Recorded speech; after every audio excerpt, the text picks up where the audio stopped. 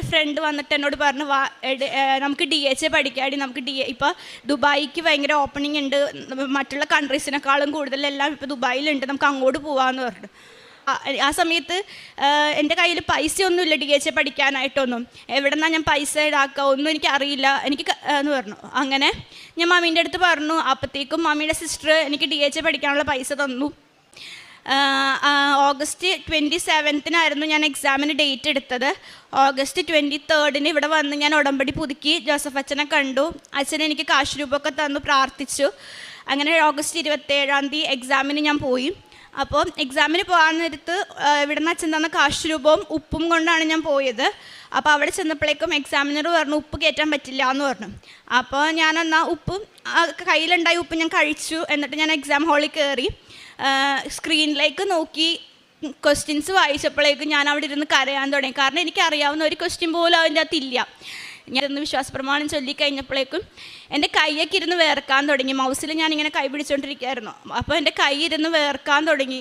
എനിക്ക് ഉള്ളിൽ നിന്ന് ആരോ ഉത്തരം പറഞ്ഞു തരുന്ന പോലെ. അങ്ങനെ ഞാൻ എക്സാം എഴുതി. 2 ദിവസം കഴിഞ്ഞപ്പോൾ റിസൾട്ട് വന്നു. ഞാൻ പ്രത്യക്ഷീകരണ പ്രാർത്ഥന ചൊല്ലിയിട്ട് റിസൾട്ട് നോക്കി. എനിക്ക് കറക്റ്റ് 4നും 60% തന്നു. മാതാവ് എന്നെ എക്സാം പാസ്സാക്കി.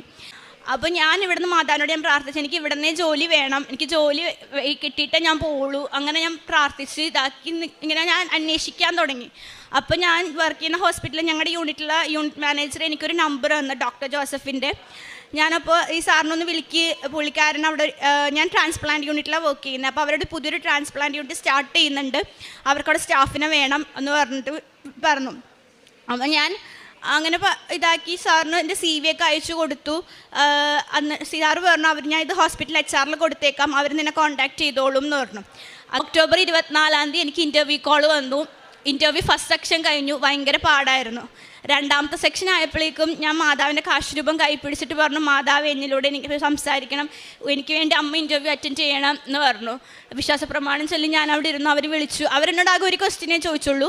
അത് കഴിഞ്ഞ് ഓക്കെ ബൈ എന്ന് പറഞ്ഞു പോയി. ഓഫർ ലെറ്റർ പിറ്റേ ദിവസം അയച്ചു. എനിക്ക് 1,75,000 രൂപ സാലറി പാക്കേജുള്ള വിത്ത് അക്കോമഡേഷനുള്ള സാലറി പാക്കേജുള്ള ജോലി മാതാവ് എനിക്ക് തന്നു. അതിങ്ങനെ ജാനുവരി 30 ആയപ്പോഴേക്കും എന്നെ ഹോസ്പിറ്റലിൽ നിന്ന് വിളിച്ചു. ഒക്ടോബറിൽ ഇൻ്റർവ്യൂ അറ്റൻഡ് ചെയ്തതാണ്. ഇത്രയും മാസമായിട്ടും എൽസയ്ക്ക് ഇവിടെ വരാൻ പറ്റിയില്ലേ, ലാസ്റ്റ് ഡേറ്റ് പറയണം, എന്നാണ് വരാൻ പറ്റുന്നത്, എന്തിനുള്ളിൽ വരാൻ പറ്റും എന്ന് അങ്ങനെ പറയാം. മാതാവ് എൻ്റെ ഉള്ളിൽ നിന്ന് പറഞ്ഞു ഫെബ്രുവരി 10 മുമ്പ് വരും എന്ന് പറയാനായിട്ട്. അങ്ങനെ ഫെബ്രുവരി 10 ഞാൻ അവരോട് പറഞ്ഞു. അന്ന് പ്രാർത്ഥന ചൊല്ലി ഞാനത് സബ്മിറ്റ് ചെയ്തു. എനിക്ക് 1 ദിവസം കൊണ്ട് ദുബായ് ലൈസൻസ് ആയി. 2 ദിവസത്തിനുള്ളിൽ എനിക്ക് വിസ വന്നു. ഞാൻ ഈ 6 ഞാൻ പോണേണ് ഷാർജയ്ക്ക്.